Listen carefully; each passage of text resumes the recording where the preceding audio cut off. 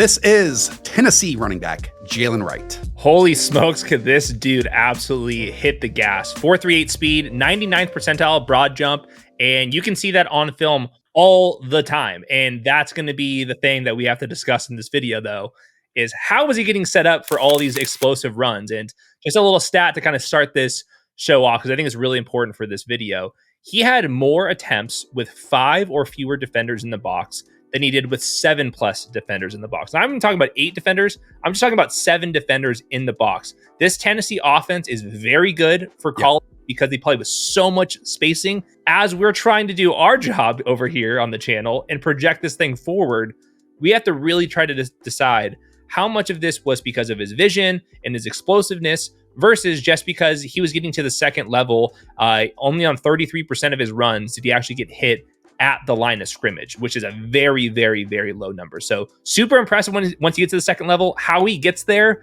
I have some questions still. I have some other numbers on top of that. Per PFF, Jaylen Wright had just 4 carries this entire season when facing 8+ defenders in the box, and just 5 total outside runs, which I kind of think gets lost in this conversation here too, because while the Vols do an awesome job at the college level of turning everything into one-on-ones, that's just not possible in the NFL. And since you have those one-on-ones at times, and I know producer Reeves is awesome at his job, so he's probably throwing these up there on the video, you literally see 5 offensive linemen versus 4 defenders. 4. Or 5 versus 5.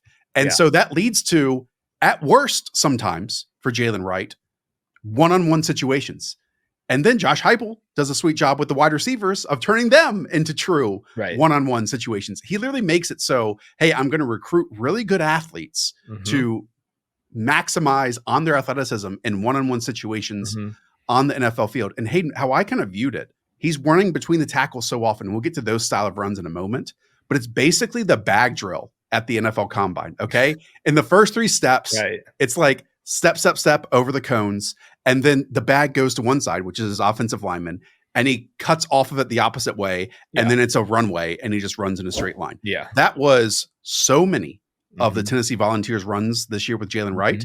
And he was able to maximize them because, as you said, he's an incredible athlete. Yeah, he really is. I mean, he averaged 7.4 yards per carry, so many explosive runs, lots of 30, 40, 50-yard touchdowns on top of that.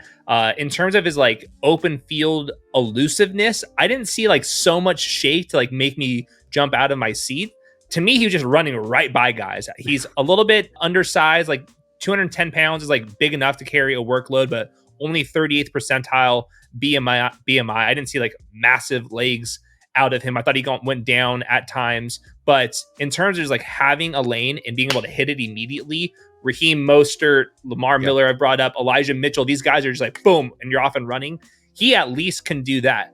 Now, if he's really good with his vision and stuff, which I don't have a good feel for him, there's sometimes I thought he was. You really can't. Yeah. Sometimes I thought he was indecisive. Maybe he actually is good at it, and then you can project him into a different scheme. But right now, it's a lot of question marks with his profile. I hope he hits it because his tape was a lot of fun to watch once he had a little bit of cushion there. It was just like basically the Jalin Hyatt discussion all over again, but now at the running back position. Yeah, he was 80th percentile in forced missed tackles as a runner. And I think a major part of that is he broke a bunch of ankle tackles when running up the middle of the field. Again, that was at full speed as a defender is trying to close, and frequently, because there were so few linebackers on the field and he already run past the defensive lineman, it was corners or safeties. And that's much easier, especially when you're in open space, to break tackles when you're at full speed versus running into muddy situations, running into trash and working through your bodies. Again, the Vols are very good at that, but that's just not the type of defensive fronts or defensive looks that he's going to have to run into in the NFL. Would it be fair to say that we don't know if he can do the dirty work as a running back?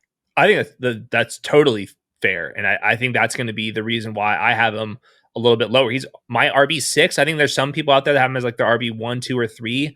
I just couldn't get there because of the question marks. I'm not saying he can't do it because there's no evidence that he can't do it, but I think it's a little bit of projection for him to do it. Where I did really like Jaylen Wright, and Josh Heupel did the same exact thing, is they would get him running like at the snap or right before the snap on some catches out in the flats at full speed, fast twos, fast threes, fast fours, a couple screens at wide receiver, and get him against man coverage with all that space, this is where you're going to get the most out of Jaylen Wright. And I thought that his hands working in the flats and like keeping that speed and that momentum going, I thought that was pretty smooth. So I think that he's going to be the speed component of a 1-2 punch, the lightning, if you will, and there'll be some thunder back that'll be right next to him. And that's kind of how the NFL is going. I think that trying to project him as some bell cow, I think would be a step too far in my eyes. And I just think there's not that he can't do these things. It's just there's no evidence. And he's been in this system for 3 years. Mostert is an interesting example. Let's remember that Raheem Mostert, I believe, was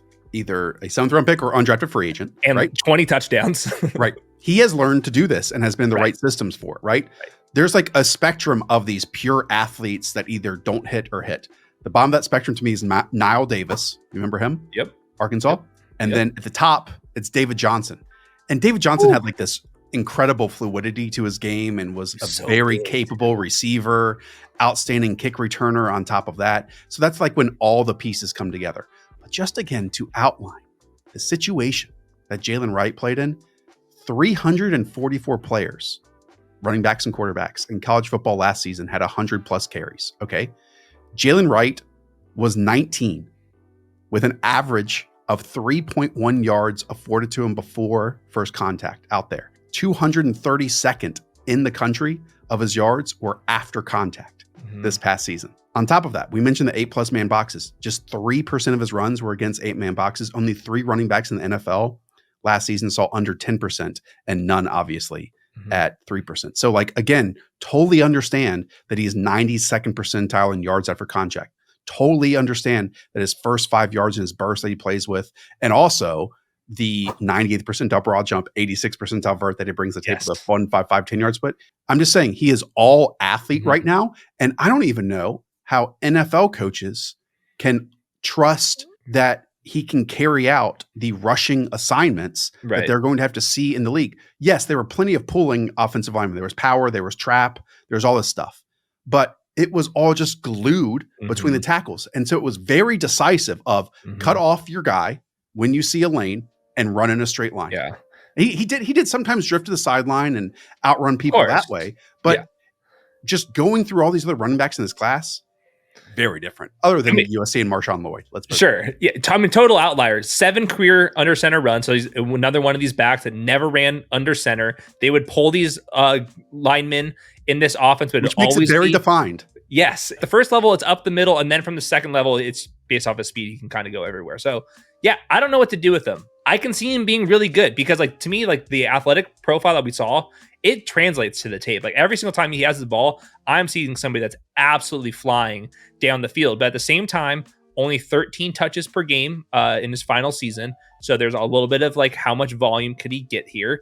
The BMI in the 30th percentile is a little bit more slender out there, which is not a complete red flag, especially in today's NFL after seeing what like Devon Achane just did this season. But I think that it's going to be very particular what type of role he does. And it'll also be one of these types where I wouldn't be surprised if as a rookie he struggles and then all of a sudden kind of gets things under control maybe as a sophomore. Yeah. I know that Devon Achane weighs a lot less than the 210 pounds that Jaylen Wright brings to the table. But I think the NFL kind of gave us a bit of a gauge on this type of profile last year with Devon Achane going in the 3rd round and then Izzy Abanikanda going in the 5th round. I think Jaylen Wright is more physical and better than Izzy Abanikanda, even though the people out there loved Izzy. They loved Izzy. They loved him. But I would say he's much closer to that than he is with Devon Achane, who was the primary runner at Texas A&M, who also very, very intriguing. Let's put it that way. And obviously awesome in the system that he's in. So again, there are all these types. I'm not with you that like he should be drafted as a secondary running back on his roster right now. Like to me, he's almost the 3rd running back that you hope can develop. But maybe I'm just totally off and I just can't project these types of players from this offense. But it just gives me more questions versus, oh, he's an athlete. We know he's an athlete. You know, I just don't have much to go on beyond that. Yeah, I have like late round 3, early round 4. So it's definitely the next tier below the Trey Bensons and the Jonathan Brooks that we've talked to in previous episodes. I think it's definitely a tier. I think most people have him in the same tier as those guys. I just can't can't get there. So whether he's an RB2 or RB3, I think it'll all depend on the year, the landing spot, all those type of things. But yeah, I'm excited to see him. I want him on 10 touches out there as a rookie. I want to see what he does because when things are cooking, it's really going. 10 touches is a lot already as a rookie. I mean, let's gear him up towards the second half of the season. I mean, I will say this with Jaylen Wright, though. Like, the bust level is there. He did only have 10 targets his first 2 years at Tennessee, so it does help that we did get 23 targets this past season. And as you said, a lot of them were like slip screens or get him on the move and get him out in space again. His, I think, explosiveness showed up as a pass protector because he is like a punch as a pass protector. Not necessarily with his fist, but he's like a battering ram one time. Yeah. And then like that's how he protects. And it's not necessarily I'm going to engage with you. But he, again, it's just funny to me, ironic that he uses his one hit explosiveness. Yeah. And then that's his pass pro style. Right? That makes me a little nervous though, because like that's all or nothing. And if you miss, then all of a sudden your quarterback takes it. And totally get it. Trevor Sikkema does an awesome job over at PFF. In his draft guide, he said that Jaylen Wright is one of the best pass protectors in college football. I would take it with a little bit of grain of salt with how I just outlined it. And that's just from my seat. We can all have a different opinion when we watch these prospects. All right. Very interesting. I mean, highly. Yes. Who knows what we see from Jaylen Wright 3 years from now in the NFL. If it hits, it's outstanding. And it's really, really fun to watch on a weekly basis in the NFL because explosive plays are rare and you can bring them to the table. All right. Go and check out the other running backs that we have on the channel, wide receivers, tight ends, quarterbacks as well. Don't leave without clicking another one. We'll check on that one.